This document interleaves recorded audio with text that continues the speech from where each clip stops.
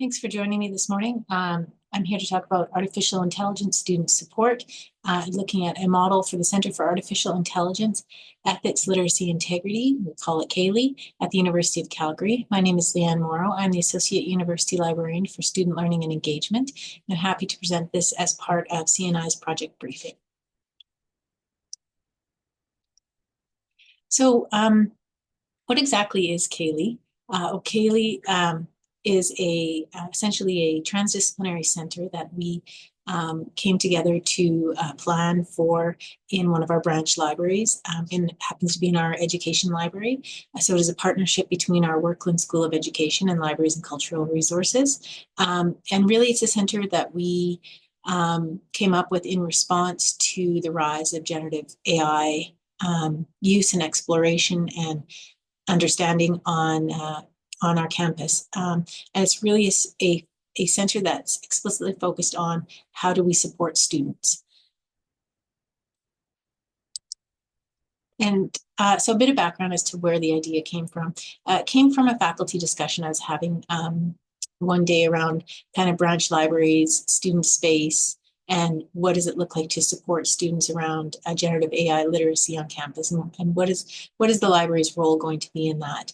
And kind of my response to that was, well, let's put together a proposal to develop a space in person as well as a digital space that will support our students in learning and trying to really understand the integrity side of this important new technology that they're being introduced to.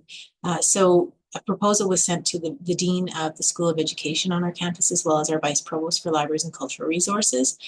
And both of them were very keen to move forward with this initiative. And the picture you're seeing here on the right is kind of our first kick at the physical space. This doesn't have all our tech in it, but you can kind of see a little bit of a layout there with some walls that we put up. Just to kind of delineate a physical space for people to come together and learn in this particular area. So that's a bit of the background.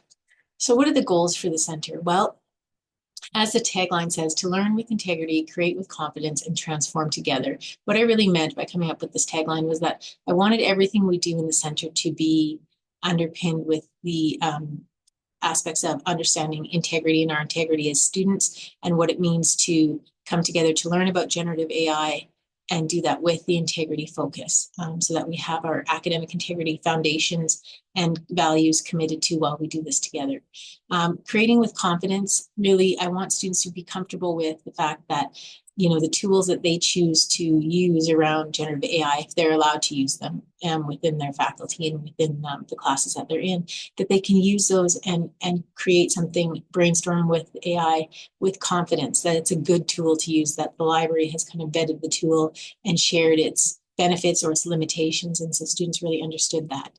And transforming together, the idea with this is really bringing students from across disciplines together so that they can learn from each other. And that's kind of really what I'm focused on. So this transdisciplinary approach to everything we do, we really want students to be coming from all different faculties and sharing with each other and learning different aspects about and different perspectives around generative AI together.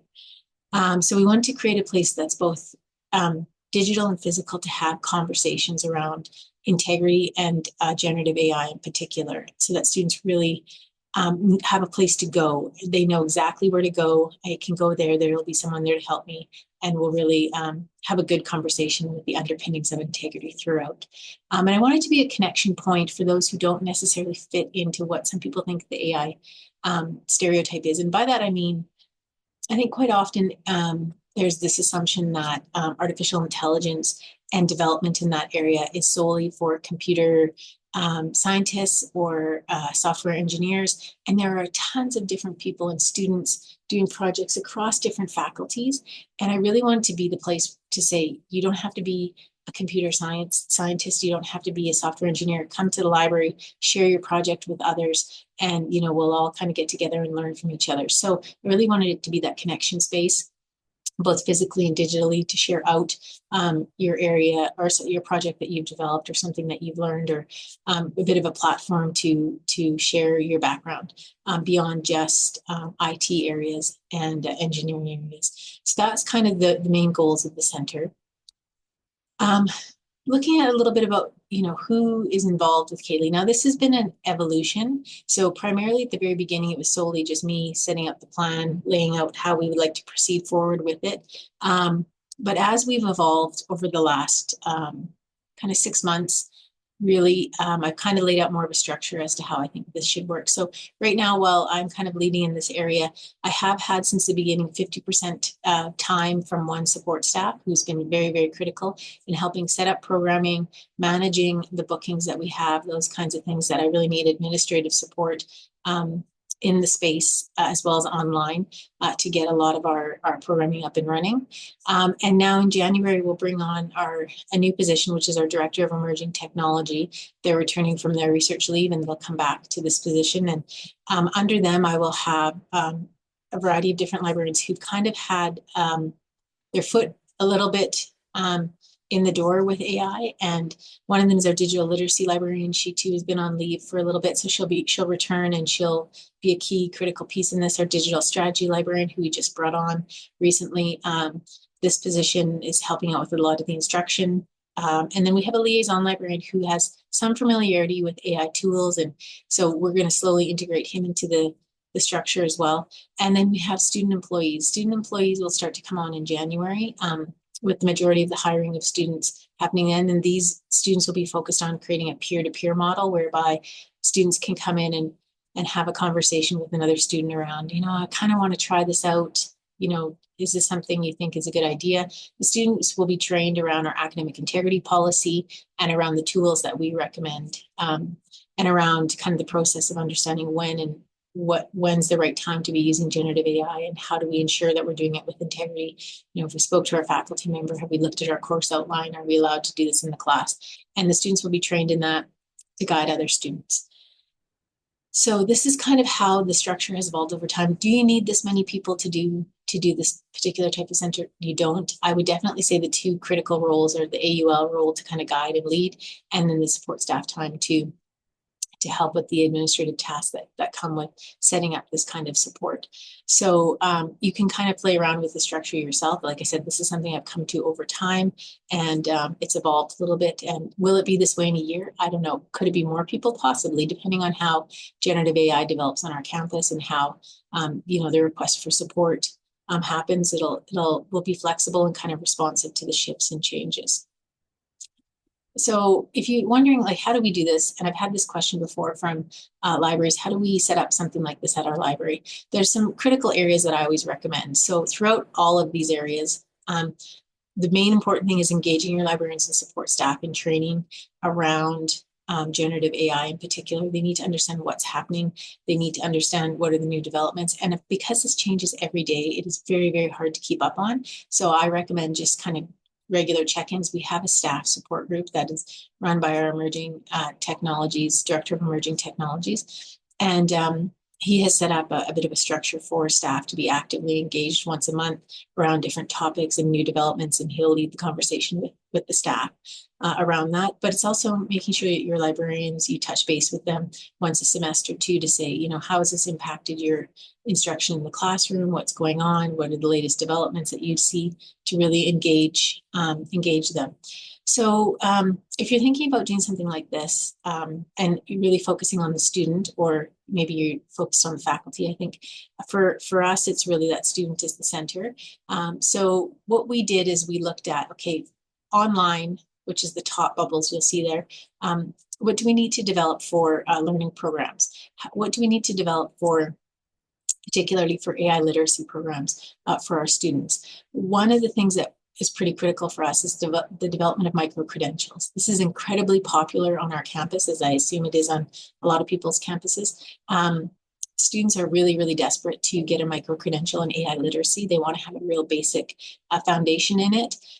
So in this case, I think you need to look at what have we got for content that could possibly develop some real AI literacy focused online learning programs for students that they could point to and say, hey, I've learned this. Here's a badge on my LinkedIn account so you can see I have some knowledge.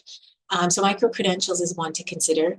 Definitely your website development for your space or your center or your online platform for your AI support is very, very critical. So we have our website that I showed briefly there at the beginning. And you can visit that site anytime to see the programming that we offer online. Within that website, it's very, very important to have an online form to allow people to connect with you, to make sure that they can ask you the questions they have. So we average 3 to 4 questions a week around staff training. I have an AI and integrity question.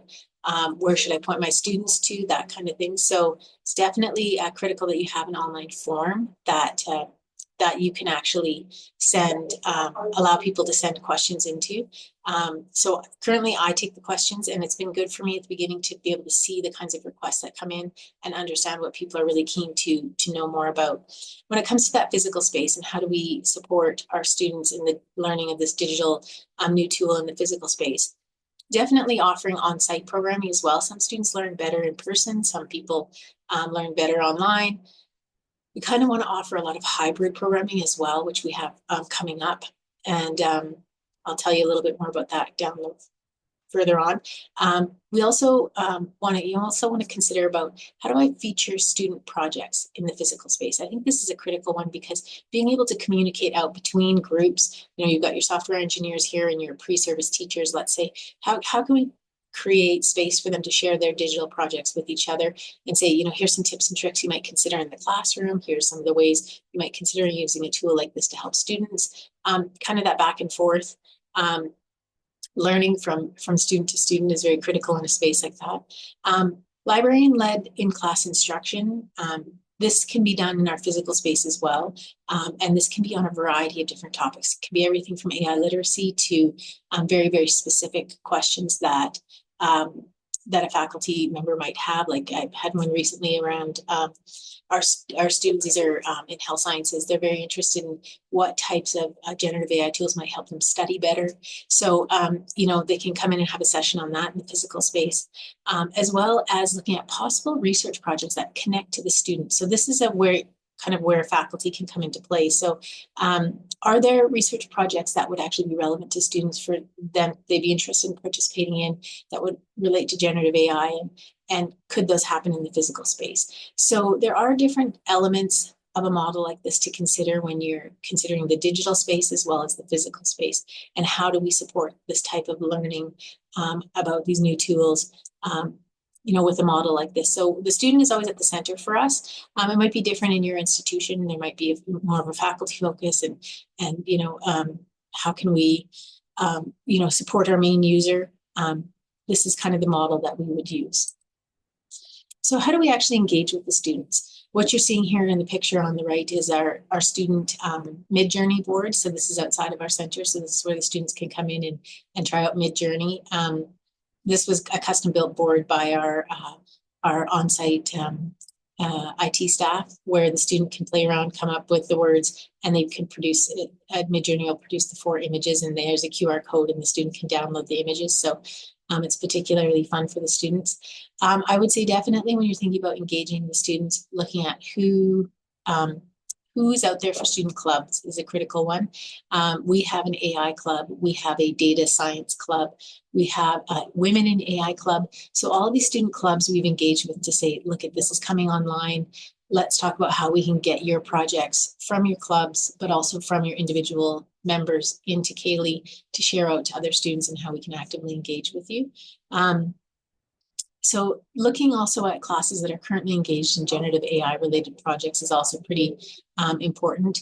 Is there classes in engineering? Are there classes in computer science that you can reach out to? Is there other classes that you might know of that are particularly interested in working with the generative AI tool, that maybe you can engage with the instructor as well as the students in that class?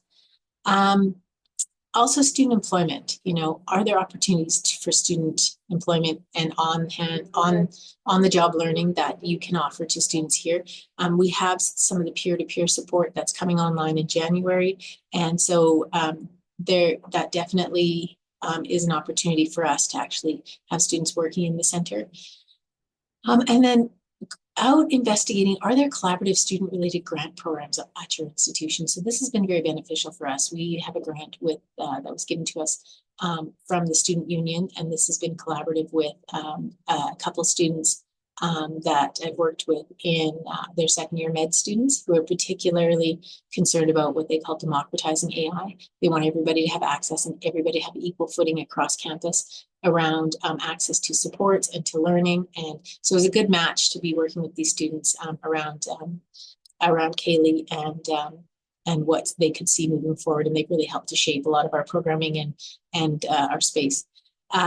And then the CAIELI Student Advisory Council, this has actually been established by the two med students that I'm working with. They wrote the terms of reference, they wrote the application process, and they've just started to do the recruitment for students. What we're looking for is one student from every faculty to participate in the advisory council to help guide, the programming, CAIELI goals we might have, other opportunities for students to be engaged in the space and to share with each other in the space. So the advisory council, I really let that emerge from what the students actually want out of it. I gave them what I would like to see, but they really designed how it would look moving forward. So I'm pretty happy with that.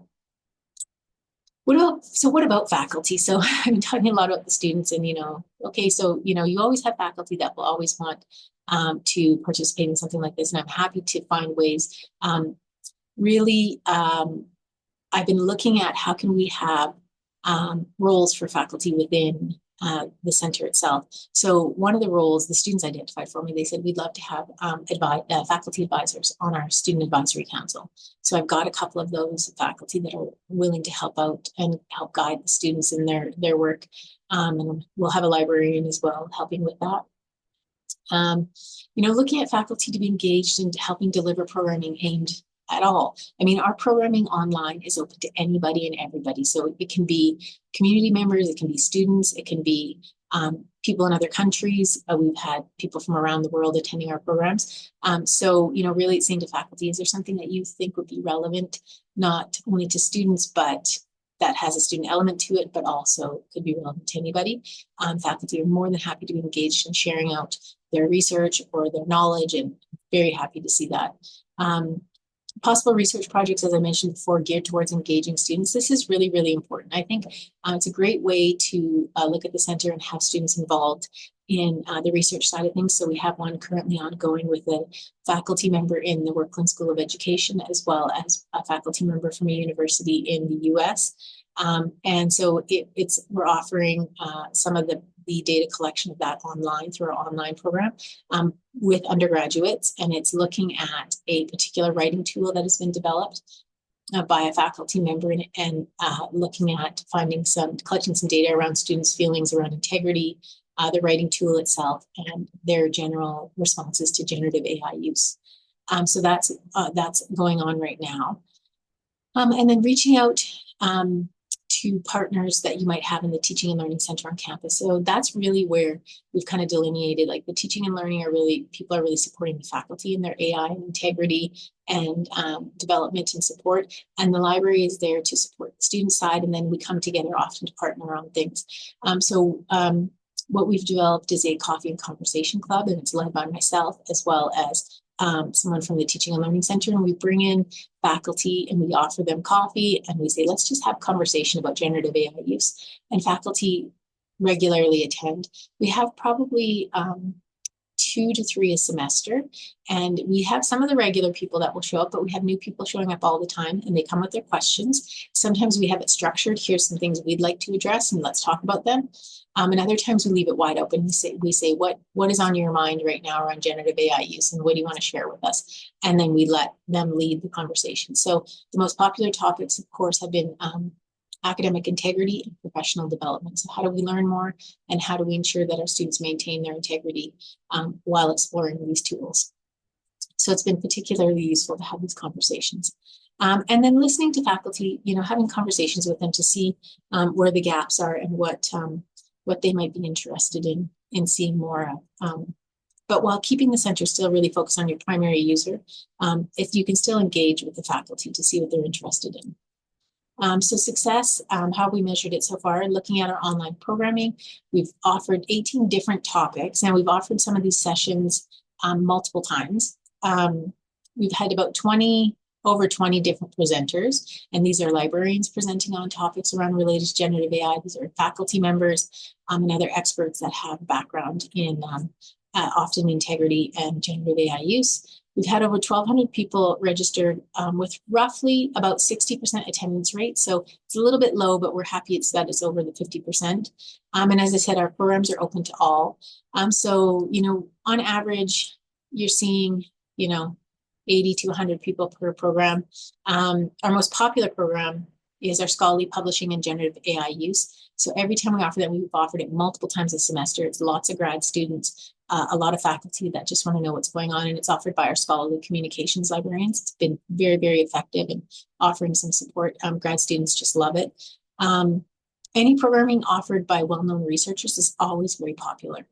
So the well-known researchers in our field around academic integrity and generative AI use will always bring in attendance from people around the world, which is great. And I would also say our themed programming is very popular. So this is recently, as an example, we had on December 10th, International Day for Human Rights. We had a human rights, academic integrity, and generative AI session hosted by Sarah Elaine Eaton. It was very, very popular. We had 184 people registered for that, and they represented institutions around the globe. So, so we're kind of looking at, you know, our statistics. We'd like our attendance rate to be a little bit higher, but we're still pushing forward with our online programming. As we move into hybrid programming, we'll see how that goes as well. We'll start that in January. So what will we do differently? Well, definitely we would record everything that we deliver online. I did not do that at the beginning. We've got forums developed now for our speakers to record and store a lot of it so that we could build a resource library of our sessions. We should have been doing that from the very beginning. I would bring on more librarians earlier on in the planning process, because at the beginning I was doing all the heavy lifting, and I think we could have had more engagement, and we've had a number of people on leave, but that's okay. I think there's other people out there that you know, I'm sure would have been interested earlier on. I'm always mindful of people's workload and not bringing on too much. I would build more themed programming by planning out the year in advance. So because they're so popular with the different days, I would definitely look at who could I find to speak on these different topics as it relates to, you know, that generative AI use and integrity and students throughout the semester, throughout the year. And definitely, I wish I had a bit more time to do the understanding around the experiential learning elements. And I'm still doing that right now, looking at what does the space itself need so that students can come in and explore this digital technology in a different way, in that hands-on learning experience. So I think this is still developing, and I'm still looking at this and trying to understand what to do moving forward. Now, the dean, when we put the proposal together, the dean of our School of Education said, you know, let's leave it open, and let's kind of slowly let the students tell us what they want and how they want the technology to develop in the space. And I don't want to overprogram the space at the beginning, because we've learned from that. So I think we need to slowly introduce the tech that's needed for that hands-on learning element. And so I think we'll get there. But these are some of the considerations and reflections I've had recently. So people always ask, how much did we spend on this to get it up and running? You know, preparing the space, we had to take out some, you know, some shelving, move the books over a little bit, put in some data and electrical. That wasn't that much. The biggest cost was the glass walls that you saw that I put in there. Those are dirt walls, so they're demountable. I can reuse them again. And as I said, the tech is very bare bones right now, but it'll get developed. So really, to get up and running with the physical space, 74,000, 75,000, and we'll kind of evolve and move as we go forward. I'm sure we'll put some more money into this. So overall, that's kind of the model we did, and how we put in place some supports both in the online environment and the physical space to support this new technology and our students' understanding of it. I think it is critical to have both particular spaces, the physical and the online space. Do you need the online, or do you need the physical space at the beginning? Probably not. That could come on further down the road, but definitely that online learning space to support AI literacy across campus with students is definitely critical. So thank you for listening to this presentation. And if you do have any questions, feel free to reach out to me, and happy to engage on this topic further. Thanks so much.